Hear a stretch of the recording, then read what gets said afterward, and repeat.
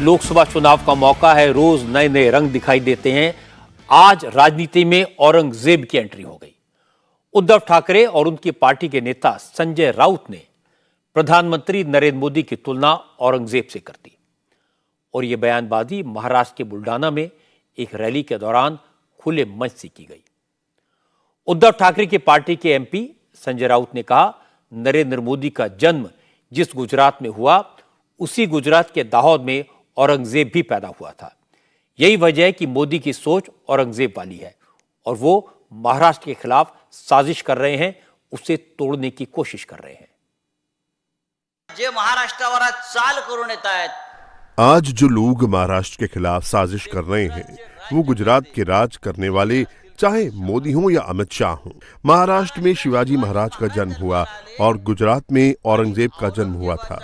गुजरात में जहां मोदी का जन्म हुआ उसके बगल में दाहोद नाम का गांव है, वहीं पर औरंगजेब का जन्म हुआ था। इसीलिए ये औरंगजेब प्रवृत्ति गुजरात और दिल्ली के माध्यम से महाराष्ट्र पर हमारे शिवसेना और महाराष्ट्र के स्वाभिमान के खिलाफ साजिश करते हुए आ रही है। इसी रैली में संजय राउत के बाद उद्धव ठाकरे बोले। उन्होंने संजय राउत की बात को आगे बढ़ाया। उद्धव ने कहा कि उन्हें गर्व है, उन्होंने महाराष्ट्र में जन्म लिया जहां छत्रपति शिवाजी महाराज जैसी हस्तियां जन्मी थी, लेकिन जिनकी सोच औरंगजेब वाली है वो लोगों को डराकर पार्टियां तोड़ रहे हैं। आज तुम्ही जे करता ही औरंगजेबी वृत्ती है। आज जो कर रहे हो वो औरंगजेब की मानसिकता है, लोगों को डराने का, पार्टी तोड़ने का। सच कहूं तो कई बार मुझे शर्म आती है कि जिस मिट्टी में छत्रपति शिवाजी, राजमाता जिजाऊ जैसे भगवान ने जन्म लिया, हमारा भाग्य है कि हमने भी उसी मिट्टी में जन्म लिया। और मोदी जो कह रहे हैं कि मैं अकेला सब पर भारी, मोदी जी अगर ऐसा है तो आपको हर जगह कूड़े की गाड़ी क्यों घुमानी पड़ रही है? सभी तरफ से आप कूड़ा इकट्ठा क्यों कर रहे हो? ये कूड़ा इकट्ठा कर रहे हैं और उद्धव ठाकरे से लड़ रहे हैं। अगर आप उद्धव ठाकरे को हराने में कामयाब हो सकते हैं तो लड़ो, लेकिन याद रखना आपका मुकाबला मेरे शिव सैनिकों से है। संजय राउत और उद्धव ठाकरे को जवाब दिया बीजेपी के एमपी सुधांशु त्रिवेदी ने। सुधांशु त्रिवेदी ने कहा, जो लोग औरंगजेब से मोदी को जोड़ रहे हैं उन्हें यह जरूर बताना चाहिए कि औरंगजेब की कब्र में आंसू बहाने वाले कौन है, उसके नाम पर सियासत करने वाले कौन हैं। तो मैं पूछना चाहता हूं, औरंगजेब की तरफ का कौन है जिसने दिल्ली के लुटियन जोन में औरंगजेब के पूरे खानदान के नाम पर सड़कें रखी हैं?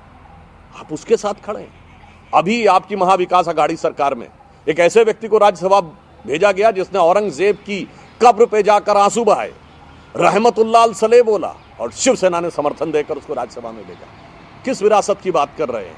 मुझे लगता है कि ये जो कुछ भी इंडी गठबंधन वाले प्रधानमंत्री जी के प्रति बोल रहे हैं इसमें कुछ भी नया नहीं है, मगर निचलापन नित नया दिखता चला जा रहा है। देश की जनता जनार्दन के रूप में एक एक गाली को गिन रही है। जैसे महाभारत में भगवान कृष्ण ने शिशुपाल की 100 गालियों तक गिना था और उसके बाद अपना निर्णय सुनाया था, तो आज भी जनता जनार्दन के रूप में इन सारी बातों का प्रत्युत्तर प्रभावी ढंग से देगी।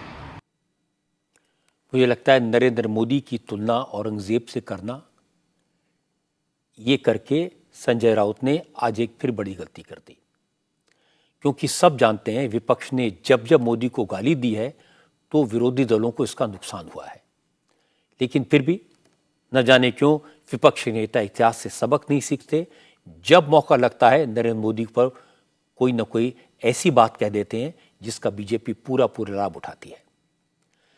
बिहार से 5 बार सांसद रह चुके पप्पू यादव भी आज अपने बेटे सार्थक के साथ कांग्रेस में शामिल हो गए। पप्पू यादव ने अपनी जन अधिकार पार्टी को कांग्रेस में मर्ज कर दिया और अब वो कांग्रेस के टिकट पर पूर्णिया से चुनाव लड़ना चाहते हैं। लेकिन बिहार में सबसे ज्यादा इंटरेस्टिंग खबर एक और हिस्ट्री शीटर अशोक महतो के बारे में आई। अशोक महतो भी बाहुबली है। राजनीति में एंट्री के चक्कर में उन्होंने रातों रात शादी कर ली। 55 साल के अशोक महतो के खिलाफ मर्डर, डकैती और किडनैपिंग के तमाम मुकदमे हैं। मास मर्डर के केस में 17 साल तक ये महाशय जेल में रह चुके हैं। पिछले साल नवंबर में जेल से छूटे और बाहर आते ही नेता बनने के चक्कर में लग गए, लेकिन लोगों ने समझाया उनका क्रिमिनल बैकग्राउंड है, वो अभी अभी जेल से छूटे हैं, इसलिए कोई पार्टी उन्हें टिकट दे ये मुश्किल लगता है। हाँ, अगर उनकी शादी हो गई होती तो वाइफ को टिकट मिल सकता था। ये idea history sheeter Ashok Mahato को पसंद आया। उन्होंने न वक्त देखा, न मुहूर्त निकाला, न ज्यादा तैयारी की। खरमास में कल रात दुल्हन को लेकर मंदिर में पहुंच गए और 7 फेरे ले लिए। अशोक महतो कल करीब 50 गाड़ियों के काफिले के साथ पटना के मां जगदम्बा मंदिर में पहुंचे और रात में दिल्ली के रहने वाली 46 साल की अनीत के साथ परिवार वालों की मौजूदगी में शादी कर ली। सुबह बारातियों को विदा करने के बाद अपनी वाइफ को लेकर लालू यादव के घर उनसे मिलने पहुंच गए। लालू और राबड़ी देवी ने अशोक महतो और उनकी पत्नी अनीता को आशीर्वाद दिया। लालू के सामने अशोक महतो ने अपनी इच्छा भी जाहिर कर दी। बता दिया वो मुंगेर से आरजेडी के टिकट पर लोकसभा का चुनाव लड़ना चाहते हैं। चूंकि उनको टिकट देने में दिक्कत हो सकती है, इसलिए उन्होंने शादी कर ली।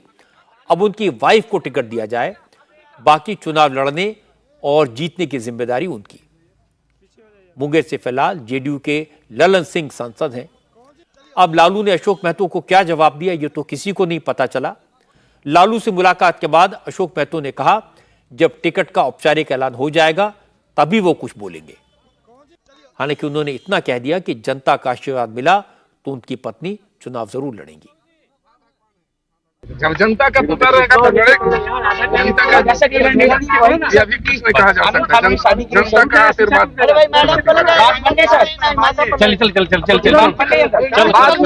चल बात कर लेंगे, बाद में बात करेंगे। चल मिलने पहुंचे थे लालू जी से, सर क्या कहेंगे? लालू जी से मिलने पहुंचे थे,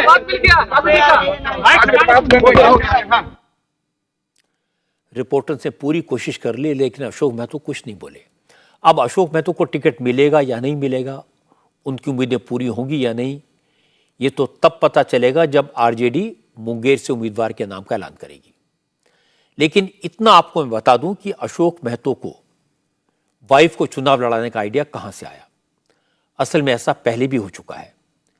2011 की बात है, दरौंदा असेंबली सीट से जेडीयू विधायक जगमातो देवी का निधन हो गया।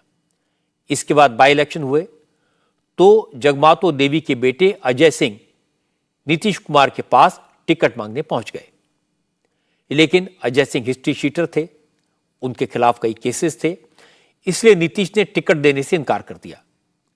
लेकिन नीतीश ने यह कह दिया कि वो उनकी वाइफ को टिकट दे सकते हैं। नीतीश को मालूम था अजय सिंह की शादी नहीं हुई है, लेकिन अजय सिंह ने रास्ता निकाल लिया। उन्होंने बिना देर किए पितृपक्ष में कविता सिंह से शादी की और फिर नीतीश कुमार के पास पहुंच गए।